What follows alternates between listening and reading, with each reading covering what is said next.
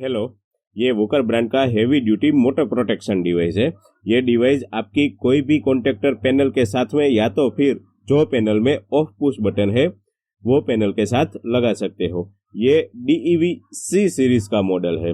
ये motor protection device आप single phase की 0.5 HP से लेके 10 HP की मोटर के साथ लगा सकते हो और 3 फेज की 1 HP से लेके 20 HP की मोटर के साथ लगा सकते हो। इस बॉक्स को हम ओपन करके देख लेते हैं। इस बॉक्स में डिजिटल मीटर और सिटी कॉइल साथ में आती है। इसमें डिजिटल मीटर है जो वोल्टेज और मोटर के एम्पियर को डिस्प्ले करेगा। ओवरलोड प्रोटेक्शन है, यानी कि मोटर ज्यादा एम्पियर लेती है तो मोटर को बंद कर देगा। ड्राई रन प्रोटेक्शन है, अगर पानी खत्म हो गया तो भी मोटर को बंद कर देगा। और वोल्टेज का प्रोटेक्शन भी है, अगर वोल्टेज का फ्लक्चुएशन आया तो भी मोटर को बंद कर देगा। सबसे खास बात, ये डिवाइस में वाटर ओवरफ्लो टाइमर है, यानी कि आपको ग्रीन पुश बटन से मोटर एक बार स्टार्ट कर देनी है। इसके बाद अगर आपको मोटर 2 घंटा चलानी है या 5 मिनट चलानी है या 10 मिनट चलानी है तो टाइमर के हिसाब से मोटर ऑटोमेटिक बंद हो जाएगी। अगर आपको मैन्युअली मोटर बंद करनी है तो यहाँ पे स्टॉप का स्विच भी है। जनरली हम जो पैनल यूज करते हैं उसमें ट्रिपिंग के लिए ओवरलोड रिले या तो फिर MCB होती है।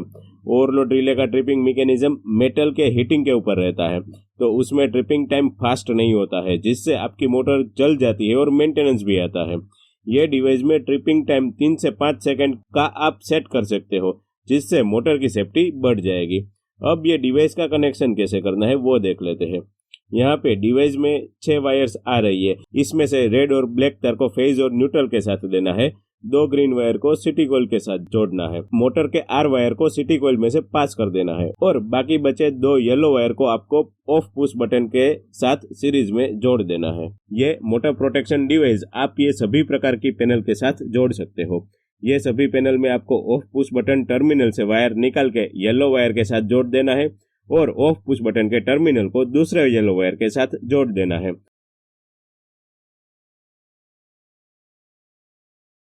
अब हम डिवाइस को स्टार्ट करके देख लेते हैं।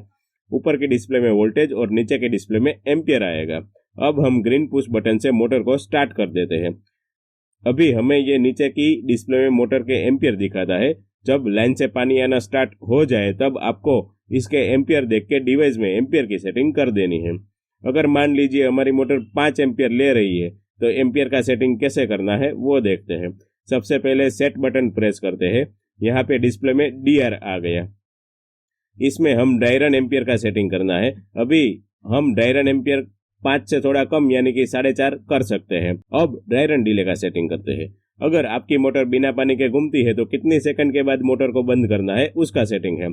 जनरली 5 से 10 सेकंड का सेटिंग रखना चाहिए। अभी हम 10 सेट कर देते हैं। अब ओवरलोड एम्पियर का सेटिंग आ गया। इसमें हम 5 एम्पियर से ज्यादा यानी कि 6 से 7 एम्पियर का सेटिंग कर सकते हैं। इसमें ओवरलोड डिले टाइमर का सेटिंग भी आपको 5 से 10 सेकंड के बीच में रखना है। अब डिस्प्ले में ONT लिखा आ गया, जो कि वाटर ओवरफ्लो टाइमर का सेटिंग है। मोटर स्टार्ट करने के बाद आपको कितनी देर के लिए मोटर को चालू रखना है उसका सेटिंग है। खास याद रखिए, इसमें आपको मिनट के हिसाब से टाइम का सेटिंग होगा। अभी ये डिवाइस के साथ आपको टेक्निकल हेल्पलाइन का नंबर भी आएगा। अगर आपको कुछ इंस्टॉलेशन के वक्त समझ में नहीं आ रहा है तो आप डायरेक्ट फोन पे भी बात कर सकते हो या तो वीडियो कॉल करके भी समझ सकते हो। अगर आपको और जानकारी चाहिए तो ये नंबर पे कॉन्टेक्ट करें।